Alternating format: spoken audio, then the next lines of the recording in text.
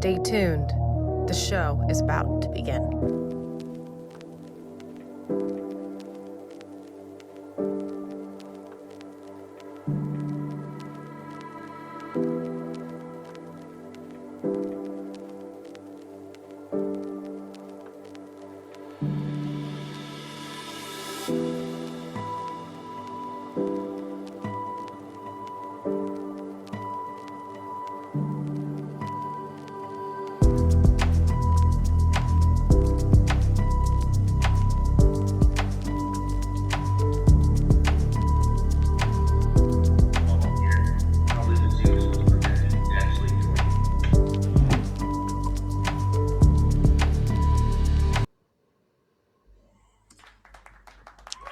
Hello, everyone, and thank you for joining us. I'm Gabrielle Santos from the Black Swan Group.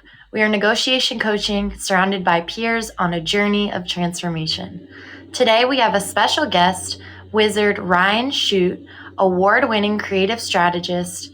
He helps small businesses become big brands at Wizard of Ads. Ryan grew up on a retail pirate ship, a disturbingly transactional world. Wheeling, dealing, offers, and gimmicks. His early career in retail and automotive was filled with friction, deception, and general skullduggery.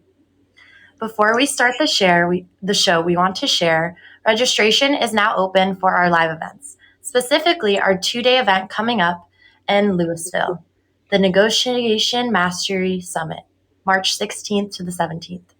Registration will be scrolling below and the links will be dropped in the chat.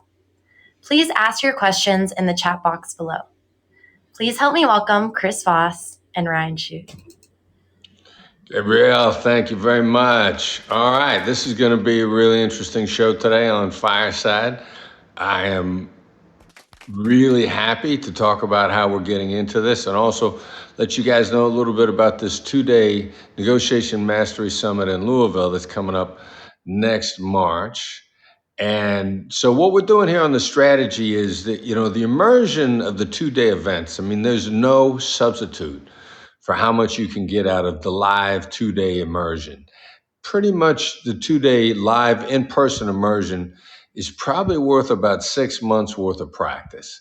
And so what we decided to do this year is bring a larger group in together once, and we're going to create an environment where you're going to be surrounded by and immersed in a large group of like-minded negotiators. The energy should be amazing. I'm really looking forward to how much more negotiation energy we generate. And we're going to do it in Louisville. Now, I don't know how many of you guys have heard, but the Black Swan Group is also launching a bourbon called The Difference. Never split, always share. It'll be the first business-dedicated bourbon in the world. And we've been in and out of Louisville a couple of times, getting the bourbon taste tested, launched, and perfected. And it is so much fun to be in Louisville. It's an interesting and different place. We decided we're going to hold a negotiation mastery course there. Now, you may get the opportunity to taste a little bit of bourbon while you're there. It's a fun place to be. It's got an amazing history. Like, why is bourbon? How did it end up in Louisville? What is it about Kentucky that caused all this to happen? So we're really looking forward to the Mastery Summit in Louisville in March. And as it turns out, it's going to be on March 16th and 17th. So, look at that, St. Patrick's Day. What kind of celebration could we get into if we're doing negotiation in the bourbon capital of the world on St. Patrick's Day? So looking forward to that a lot. Couldn't help but talk about that because I'm so excited about it. Now, Ryan Chute, the Wizard of Ads. What's that all about? And how in the world is Ryan collaborating with me and the Black Swan Group? And what are we doing as we're moving forward? The first co-author book, Steve Show Real Estate, very much along those lines. But this is in a different niche. And Ryan is an amazing, interesting guy, incredible background, which we're going to get into. And why does he think negotiation is worth studying separately because he understands sales and he understands marketing, which we'll get into.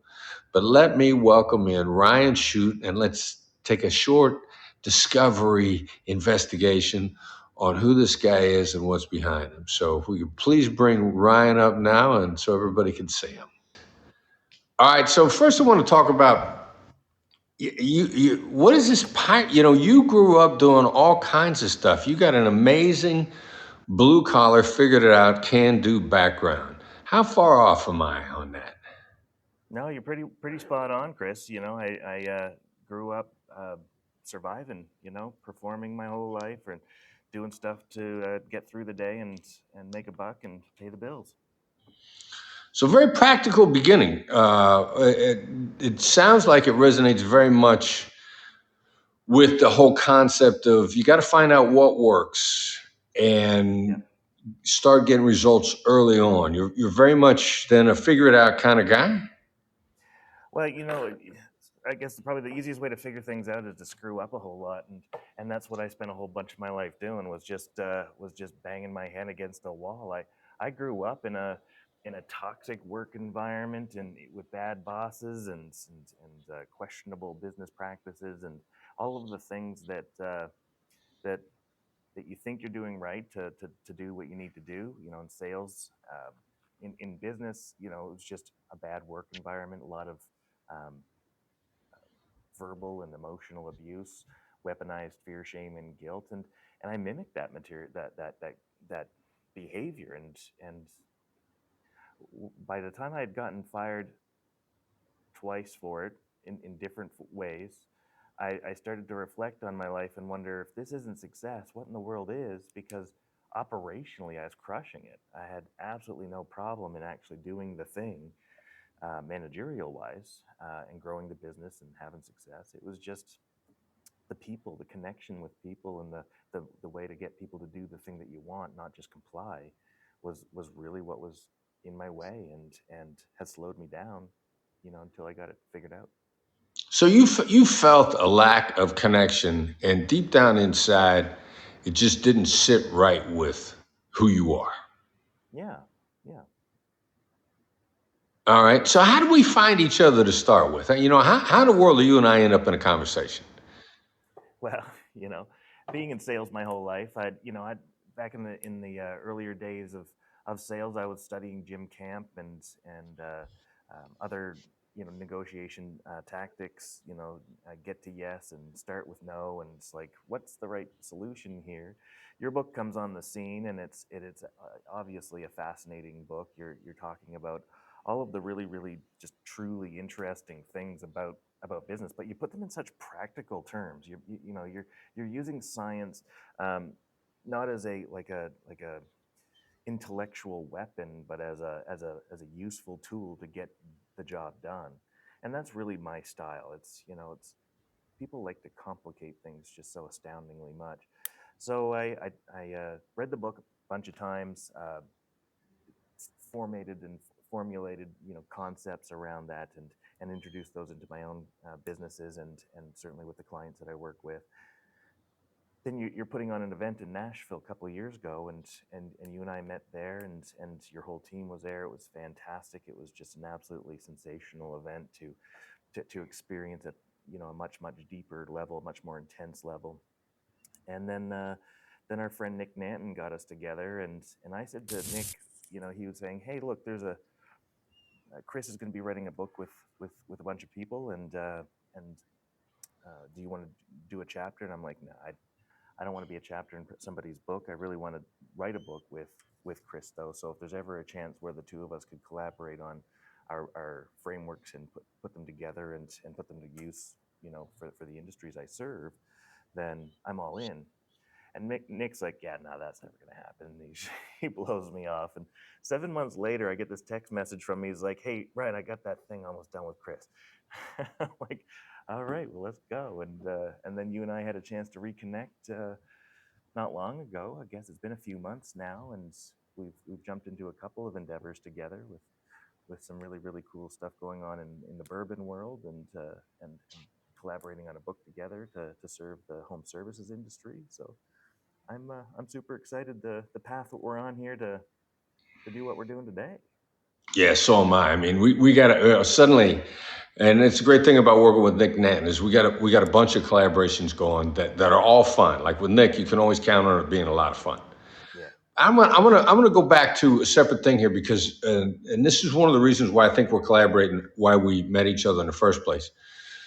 But you've got a lot of sales experience, successful in sales, successful in marketing, and still you viewed negotiation as an additional complementary, separate but complementary, supplemental, complementary skill necessary to enhance the already substantial marketing and sales acumen you had. Yeah, absolutely. Yeah, negotiation. I've said for a long time, and so many people really kind of struggle with this, Chris. But I've always said, look, sales and closing are two different things. Negotiation is a crucial component of closing, and sales is a dance. You're figuring out who these people are. You're creating common ground. You're building common ground. You're figuring out what their actual needs are.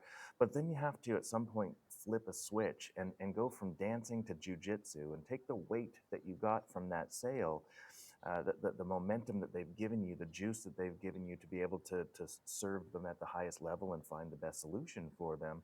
And you have to close, you have to negotiate, you have to do all of the things necessary that aren't classic to the sales process itself. It's not the warm and fuzzies as much as it is the um, getting to the more tactical, empathetic components, the tactical empathy, the closing, the actual asking for the sale, all of those things that get us over the threshold, over the curb. Yeah, agreed. And I'd like to point out, the dance, if you will, and please tell me if I'm wrong. The jujitsu analogy, it's to the problem. I mean, because if you're jujitsu, it almost, if you're hurting the person, then it's not going to maintain a long-term relationship. And I know that you're about long-term So true. relationships. Well, that's it, and it's exactly it. It is.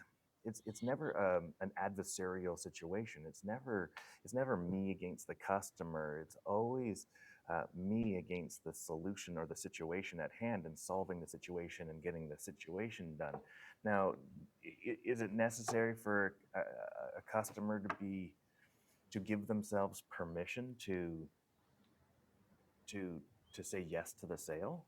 And the answer is yes. And it's equally as much our job to get them to not comply, but want to.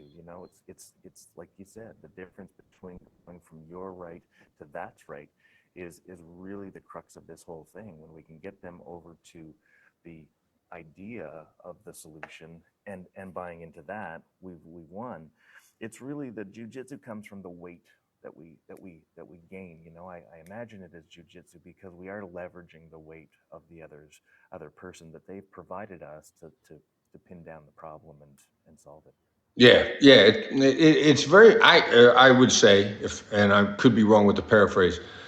It's very much guiding the other person, the counterpart, guiding them to a good place, and then also helping them avoid mistakes that their fear system, their amygdala, is going to kick into gear. If fears catch you off guard and stop you. It sure can. Yeah, boys, it's one of the most potent things in your body that's telling you to stop or change direction or hesitate or hold back or run away. Yeah, no, it absolutely is. And look, that's why they call us wizards at Wizard of Ads, and I taken on the moniker of Wizard Ryan Chute is that it's the old man in the woods. It's the guide. It's the person that's going to take you down the path of the dark and gloomy or the high road, and know how to surpass and get over and get past the pitfalls and roadblocks and the sticking points along the way. And amen. And so, who principally does the Wizard of Ads work with? Well, the larger group works with any company that has a courageous business owner at the helm that's going to make the decisions themselves. We don't work with committees and groups. We don't work with boards of directors or any of those things, mainly because all of that gets just watered down. Good ideas go to die in a cul-de-sac of committees, so we really just kind of avoid that situation. We're looking for a longer purchase cycle. We're looking for usually a higher average ticket. We're looking for companies that are going to at least be able to 4x their growth, if not more. And in a lot of cases, we're chasing far more than a 4x return. I personally have zoned in and localized in on home services. I really enjoy the trades. I do some work with professional services. I do some work with retailers, but my efforts and energy are all oriented around the home services space, HVAC companies, plumbing companies, that kind of thing. Good ideas go to die in the cul-de-sac of committee. Yeah, yeah. That's a great phrase. I love the way you turn that phrase. It is so sad to see such exciting ideas. Look, we're cheeky, I'm not a writer, I'm not a media buyer, but I can promise you that we do things that freak people out. Right now I've gotten 3 text messages from a guy this morning saying, man, I got 3 complaints about this and that and the other thing, and it was like, and he sends me the text, and these people get dramatic about how they're talking about like drinking 2-month-old milk just to get the thought of the ad out of their heads and think, I mean, that tells me that the ads are working, because who in the world actually sends somebody a message about their ads, right? A radio ad or a TV ad. Making people feel matters. Wait a minute. Did you say drinking 2-month-old milk to get the what? To get the ad out of their head. That's pretty good. That's an ad that sticks. That's an ad that stays in there, huh?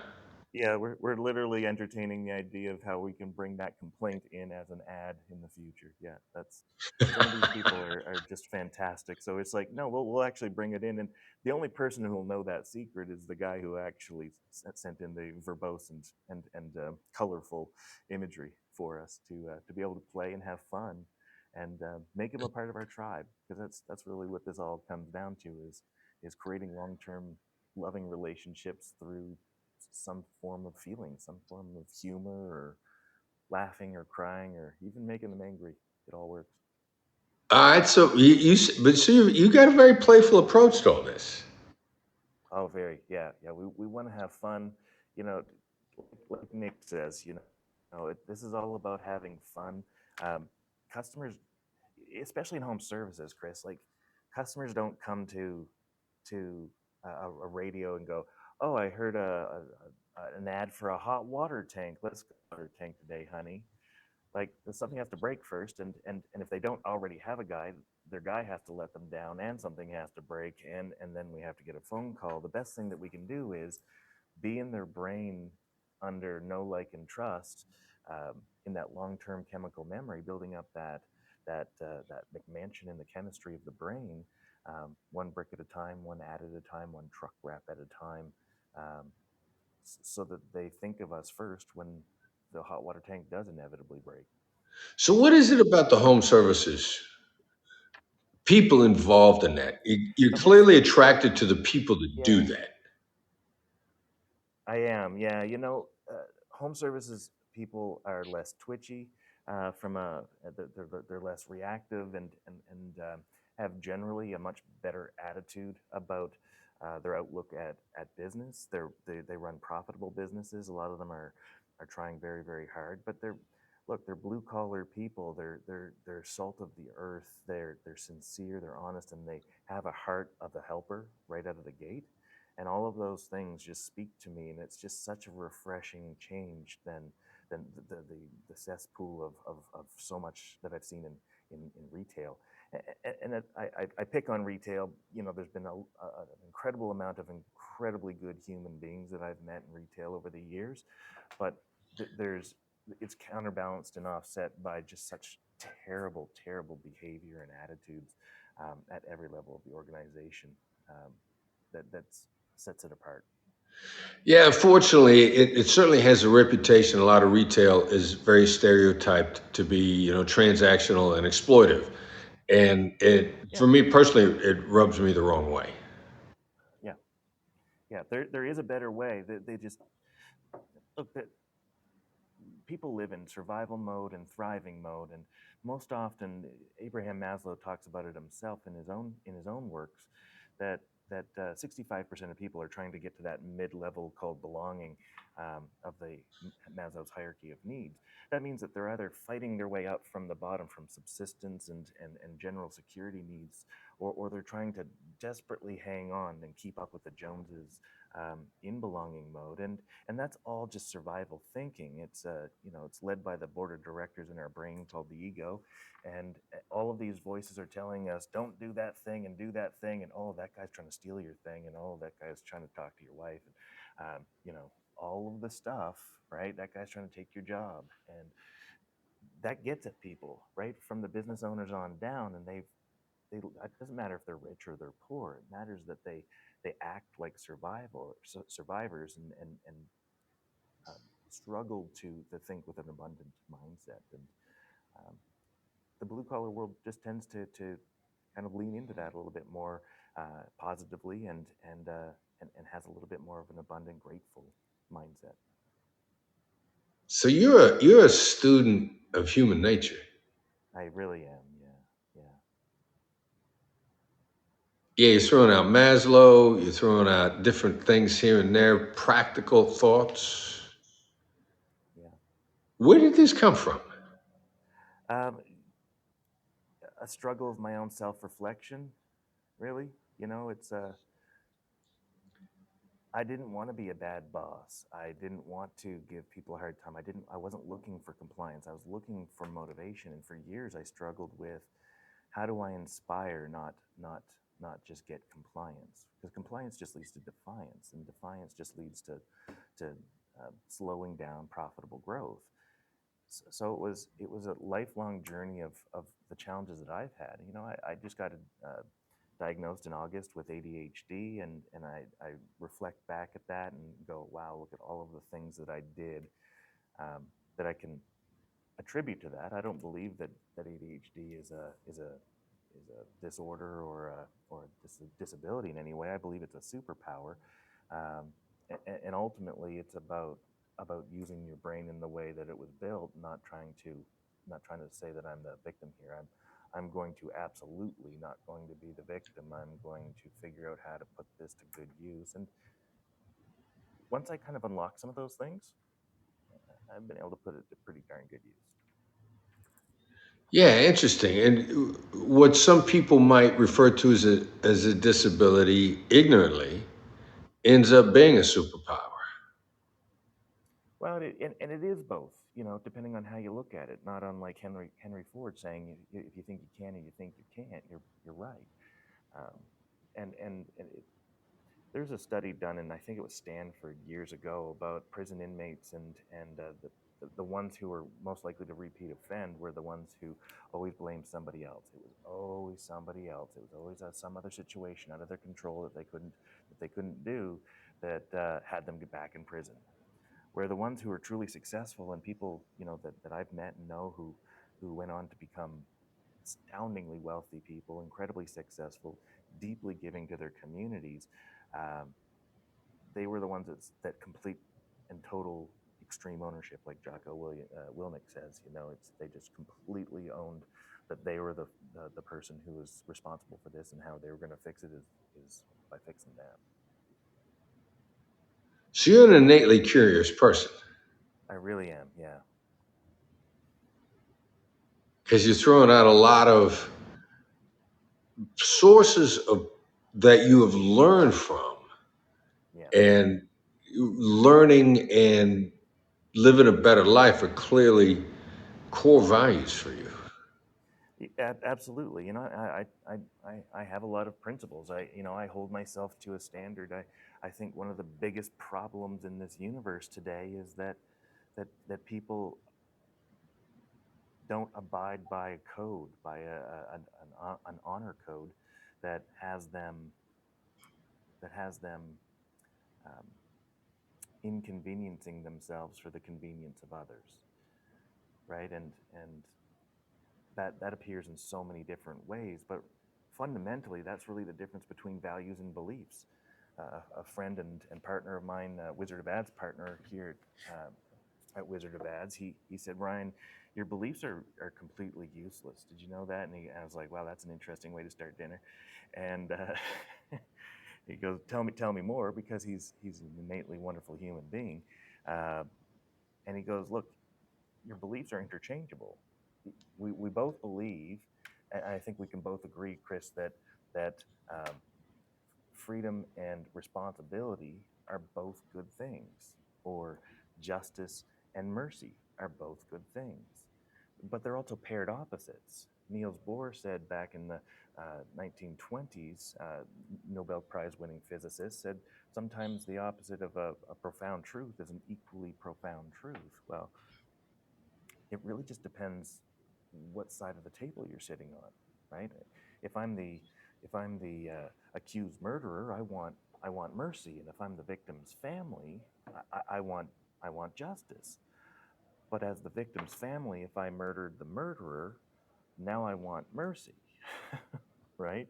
So it really just depends on the side of the table you're sitting on. The people who truly bring value to this universe are the people who are willing to do something inconvenient for the convenience of others, to benefit others. And that's really where honor lives in my mind. And I think there's a huge opportunity that, because if you want to be valuable to clients, to your wife, to your kids, to your communities, then you have to do something valuable for them. And that means you're sacrificing or suffering in some way for their benefit, for their lack of sacrifice and suffering. Yeah, yeah. Well, there's a lot there. I love all of it. The first thing that springs to mind, Michael Mogill, a friend of mine, runs an organization called Chris Video out of Atlanta. Mm-hmm. Started as marketing for lawyers, but now it's just business development. And Michael says you test your core values, or are you willing to stick to them when it costs you? And you talked about the convenience of others and the inconvenience to yourself. When it costs you to do it, that's when it's a value. And Right, most people, they'll stick with their values until it costs them, then they abandon them. right. Absolutely. And rightfully so, because we're trying to cope with life, but we're trying to run our businesses. We're trying to, like, we always have the excuse, we always have the reasoning behind it, but that's not where value lives. That value only lives when it costs you, and not just cost you in money, but money, energy, and time. The the three treasures of human existence live in all three, not just in whether or not you had to write a check or do a refund. Right, right. So the great, the customers, the clients that you're looking for in Wizard of Ads, because you want a long-term relationship. You want people that, first of all, share the values of a long-term relationship and actually having a positive impact on other people's lives, not exploiting them. Yeah, absolutely. Yeah, So it's how did all you about get the long term. what? Yeah, I keep interrupting you. I apologize. I know I'm not letting the thoughts bake adequately as they seep through the complexity of the neural connections that is the Wizard of Ads.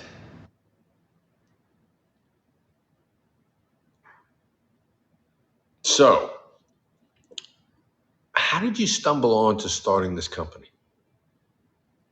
Well, back in 2015, 20 years ago, three books came out from Roy H. Williams called The Wizard of Ads, The Magical Worlds of the Wizard of Ads, and The Secret Formulas of the Wizard of Ads. And they were all Roy H. Williams um, works um, about marketing, about motivation, about communication, about leadership, about sales, um, and advertising. In all fairness, as well. And Roy is quite legitimately an astounding genius, and he built an entire campus in Austin, Texas, called the Wizard Academy, that teaches small business owners how to do these things when they don't have huge budgets or the ability to hire other people. And really to explore this universe in a completely different way than anything you'd be taught at business school or marketing school. And in 2015, he wrote in his Monday morning memo, a memo that he's been writing for 35 years, never missed a Monday in 35 years. And he said, I'm thinking about stepping back from the academy, not doing as many classes. I'll still be around a bit, but this may be the last one. So I'm like, I got to see this man in action and meet him. And I went out and just bought the course and spent 3 days with him and 35 other people and just had a life-changing transformational experience. Something I'd never expected. I'd grown up in a transactional world. I understood transactional selling, the grind, the effort, incredibly well. Really good at that stuff. Made lots of money for me and infinitely more for other people. And it kind of got to me. So I kept on going to classes for the next 2 years. I'd go to every class that was available at the academy, and I just invested in myself and explored and just went down this rabbit hole. Kept on reading the memos, kept on rereading the books. I have 3 books at home that are all just marked up textbooks now at this point in time. And in I think it was about August, it was around my birthday in 2017, I sent a 3-letter email to a 3-word email saying, can we talk? And we talked and talked and talked, not with any necessarily perspective that I was going to be a partner or anything, but he did invite me to become a partner, and I was happy to say yes and to step into the world. And that's when the real peek behind the curtain gets there. You're not just getting the courses that you see, kind of the entry level stuff that you get at the Wizard Academy, but the much deeper stuff that you get when you start showing up to meetings and listening to the ways that these things connect to strategy and all of the ways that we can help our clients today. And he had some great successes in home services. I'd gotten to know some home service folks. I really liked them. I was also trying to dip my toe into retail and automotive, some of the other places where I'd had lots of experience, and just found the disposition to be exactly what I wanted to be in the home service space. So I just kept leaning into that. And over the last, 7-8 years, I've built a pretty healthy agency within the Wizard of Ads that helps these home service companies really, really grow. Wow. Yeah, that's cool. You love immersion learning. You love to dive in all the way and just get as deep as you can. I do, yeah. It takes, I struggled as a kid reading. I always read to learn, read to understand, as opposed to read to glaze over it and just get that superficial thing. I struggled in school, in high school. I did very well as a mature student, but the pace was differently, and the content was interesting. And as I started continuing down different rabbit holes, I go down the weirdest places. It's probably has to do with my ADHD, but I do end up down these very deep holes that all of a sudden I'm pulling myself out of and applying to what it is I'm doing, and that's fun for me. I really enjoy it because it allows me to help others, to give and to provide. And when other people win, I win. It's I learned that a long time ago, that if I just stop worrying about myself and start worrying about how I can help other people succeed, I'll do my best for them and do what I can to get it over the curb and Nice. knock it out of the park for them. Nice. I love it. Yeah, very cool. All right, so I'm going to take a step back real quick for a moment. First of all, I'm going to, everybody that's listening to us today, besides the Negotiation Mastery Summit, Ryan's talking about the deep dive, the immersion learning, getting as much as you can, taking the time to invest in yourself. Black Swan Network on Fireside. When I'm not on, we have a show that's on once a week, and the Black Swan team has got some extraordinary trainers. I mean, coaches and trainers that are helping people work miracles. Now, once a week, an hour dose, learning Q&A. Sandy's on, Sandy Hine. We just ran a negotiation summit for women in near Phoenix. Sandy's an extraordinary teacher and coach. Derek Gaunt, superstar trainer and coach. Troy Smith. Troy is phenomenal. Former San Antonio police officer, hostage negotiator extraordinaire. Black Swan coach even better. Nick Peluso is on. Don Fieselman is on. The entire cadre of coaches on the Black Swan Network on Fireside. Now, this is ridiculously inexpensive way to get a weekly dose because negotiation is perishable skills. How are you maintaining your skills? How are you keeping your skills from slipping? The Black Swan Group, 1 hour a week. You need that dose because what does it mean for the negotiation skills to be perishable? When you wake up in the morning, you're going to be the same, you're going to be the better, or you're going to be worse at your communication skills. Any skill, Camp called negotiation a human performance event, just like a sporting event. And just like any sporting event, just like working out, when you miss the workouts, you deteriorate. You gotta do skills maintenance. Black Swan Network on Fireside is a ridiculously inexpensive, frequent way to check in, get some live Q&A, just like the live Q&A that we have here. Please allow us to help you get your skills prepped, keep them maintained, continue to train with us. Get ready for the full experience of the Negotiation Mastery Summit in Louisville, March 16th and 17th next year.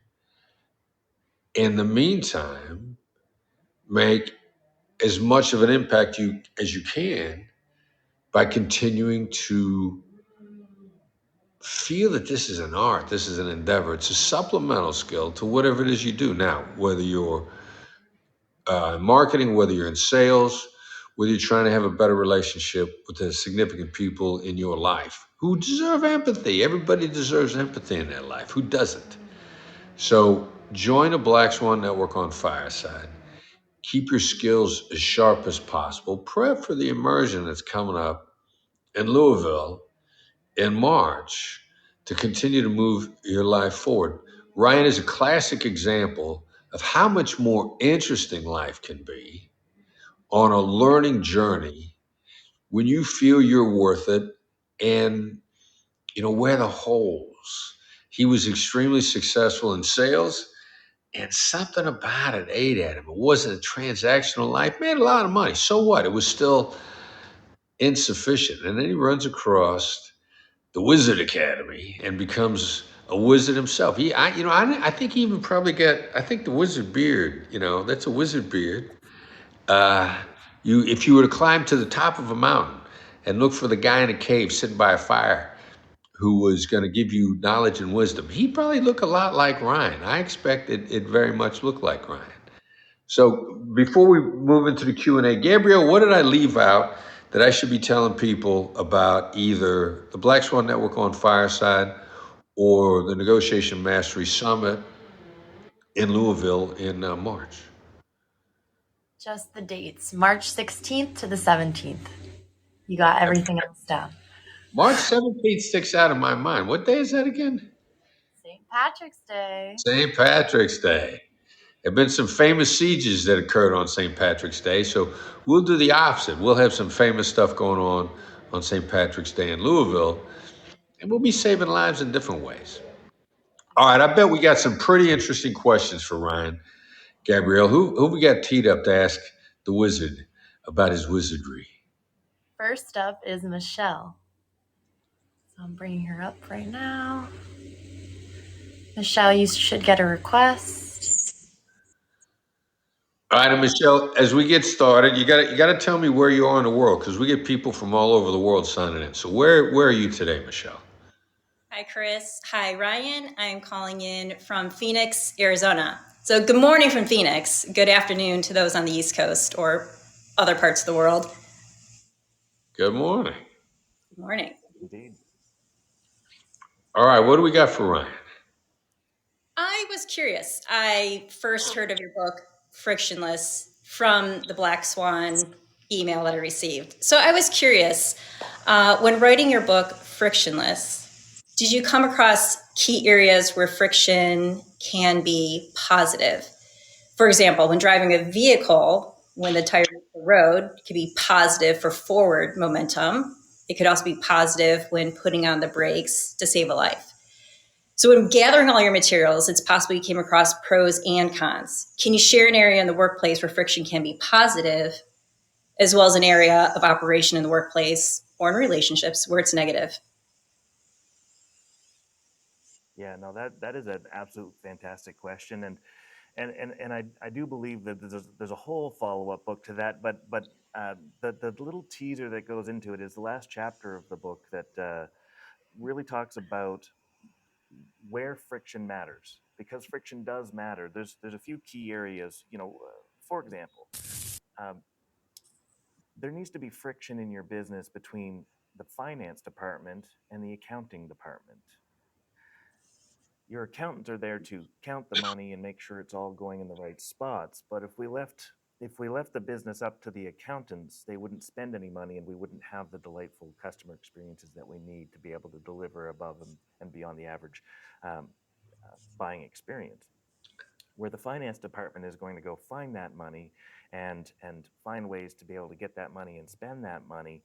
Uh, that tension between accounting and finance is absolutely necessary for you to have a healthy and successful business, because they both need to tug on it. Where the accountants are the sentries of the vault, the finance people are the warriors who are running out into the field, risking their lives.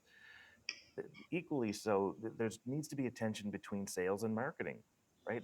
So many sales departments I've seen say that marketing is the anti-sales department. It's the place where good ideas go to die, and they then come up with some other ridiculous thing that has nothing to do with sales. And I think that's much more of a disconnect between what marketing is doing and what sales is doing, and having some congruency. But what I've learned as a sales guy stepping into the marketing world is that the things you say in marketing are astoundingly different than the things that you say in sales. And I always thought they were basically the same things. And come to find out they're not. That marketing is looking to make people feel and get them into a mindset of giving a company a try, a brand a try. Stepping into the experience. Now, those experiences all have to be true, and the marketing has to be honest for it to be successful and long term and sustainable. But it can also do it in such an astoundingly divergent way than what sales thinks is right. For example, we talk about our staff and our knowledgeable staff and our background checked employees and our kind-hearted nature, and that we really do a better job than all the other competitors in town, and all of those things that everyone says or could say, which make them table stakes. And when we get those table stakes off the table and really just start bringing something completely unpredictable to the game, now we have this tension, but it's a good tension that helps serve us. The last place that I would say that friction is really, really important is in what I call the anti-motivators. Um, I believe that there's motivators, demotivators, and anti-motivators. I invented the word anti-motivators, and I only know that is because it keeps on giving me a little red line underneath the word every time I write it. So the anti-motivator is the motivation that comes from within with a negative resonance that has us get off our duff and do something. Fear, shame, and guilt that we employ on ourselves versus fear, shame, and guilt that's been weaponized externally from a boss. A boss can bring up a problem that he has with an employee and say, what should we do about this? How do we solve this problem? How do we address this situation? We don't weaponize it by saying, you're the problem. If you don't get your poop in a group, you're going to have a problem working here. So it's not what you say, it's how you say it.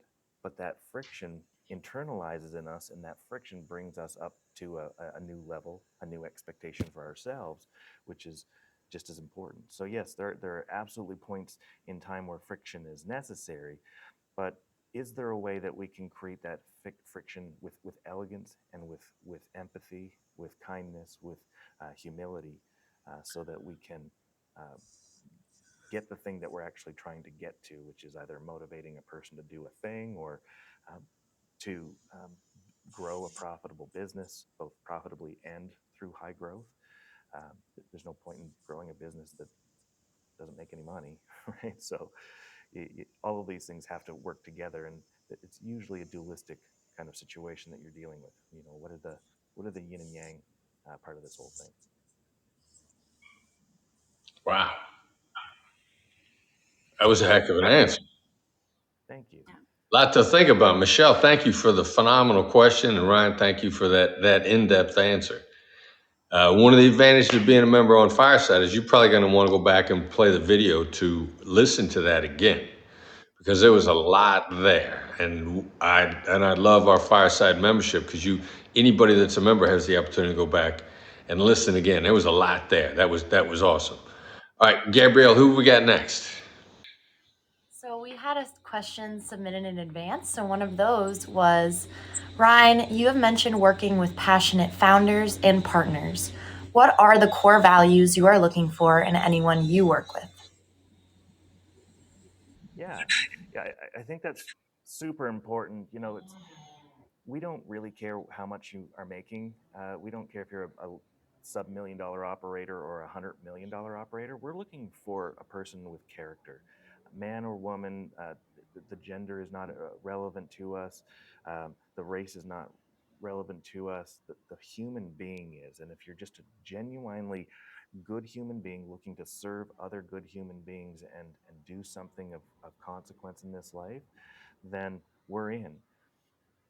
I I believe that the purpose of a leader is to protect and defend, and that's super important that we say that, protect and defend a happy, healthy, wealthy culture.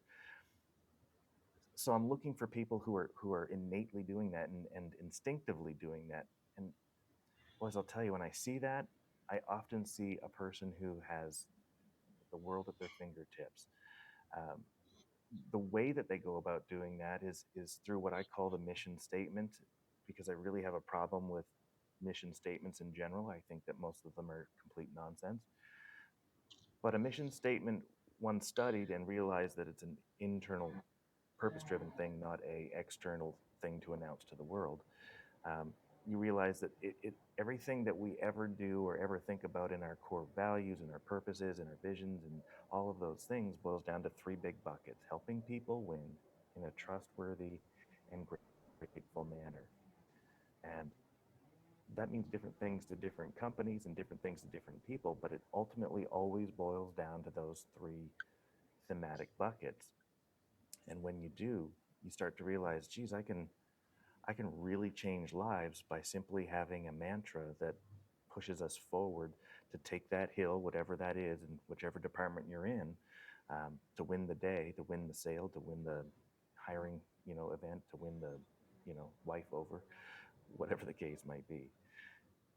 And that's what I'm looking for in people. I'm looking for people who are there to uh, be a willing participant in that, and act with that humility to really go forward and care for others. Amen. I love it. I love it. Excellent. All right, Gabrielle, what do we got now?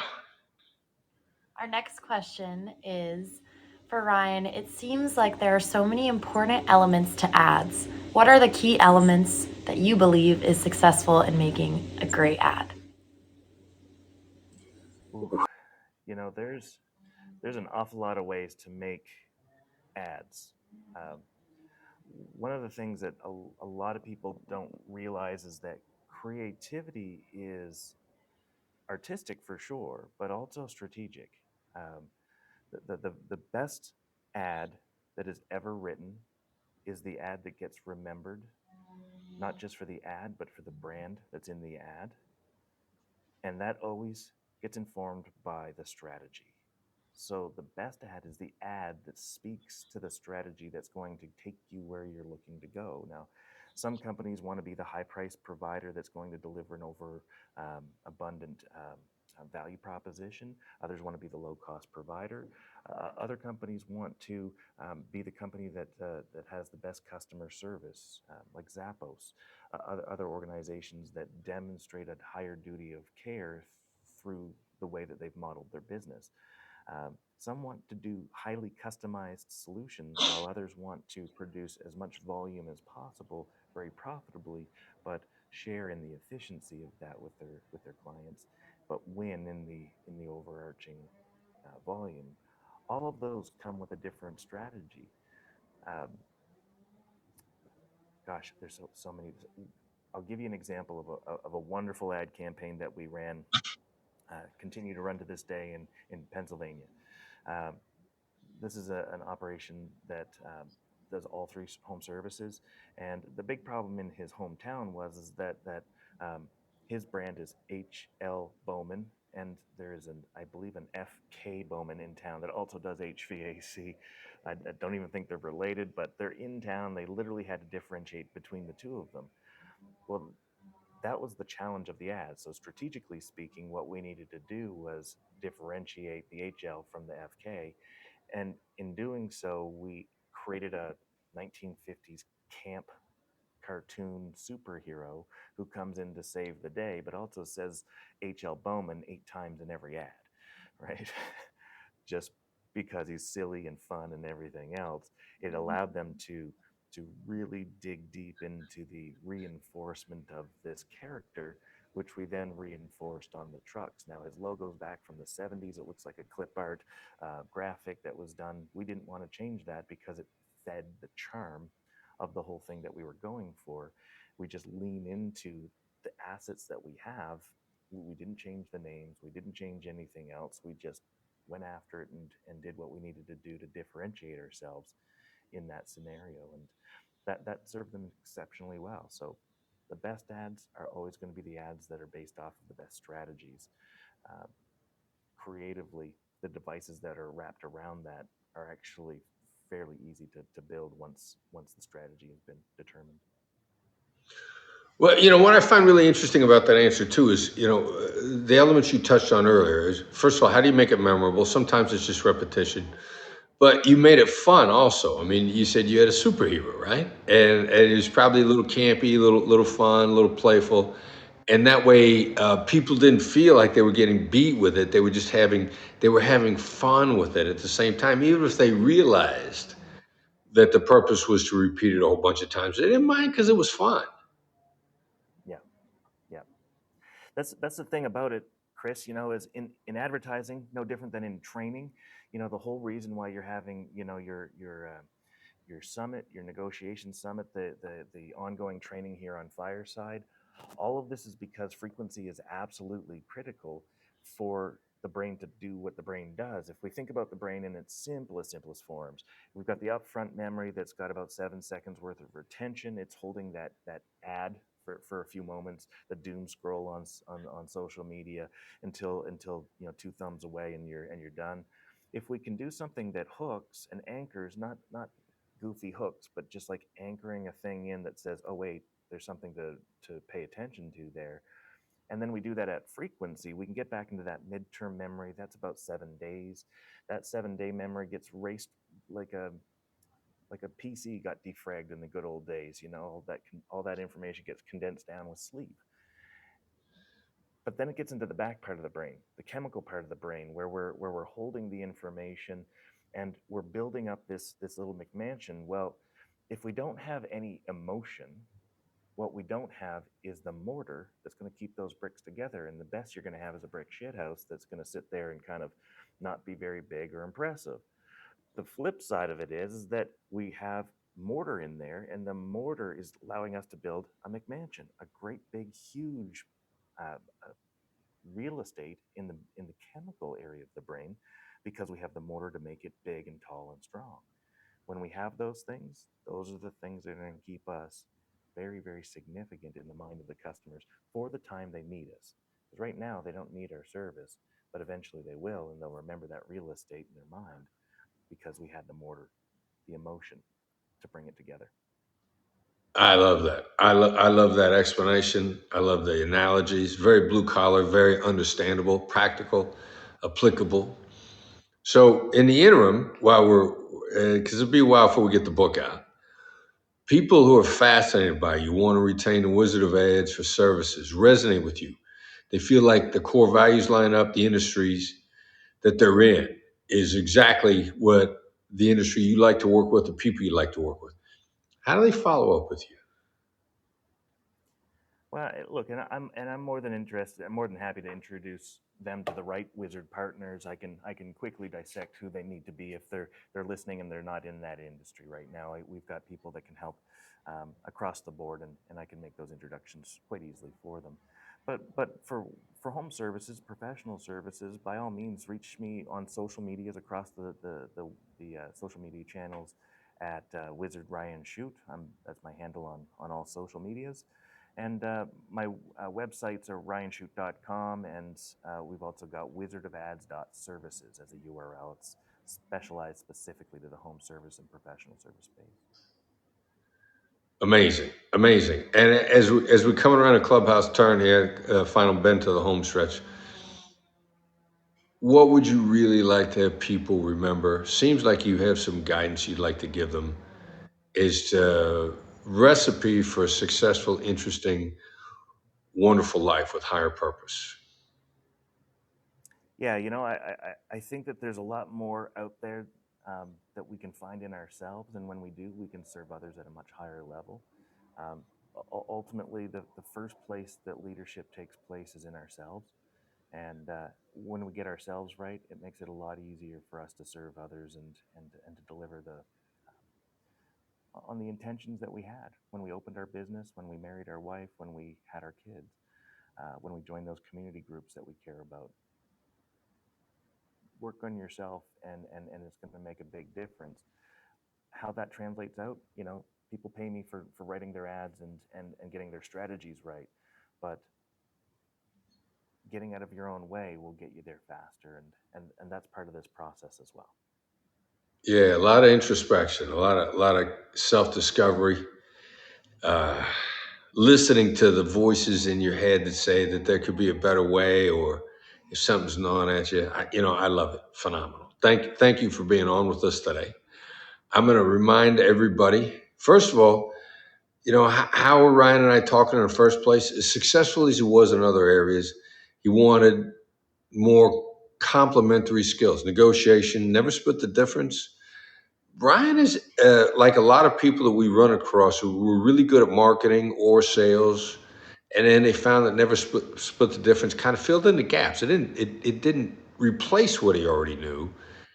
The negotiation skills added to it. So how do you add to it?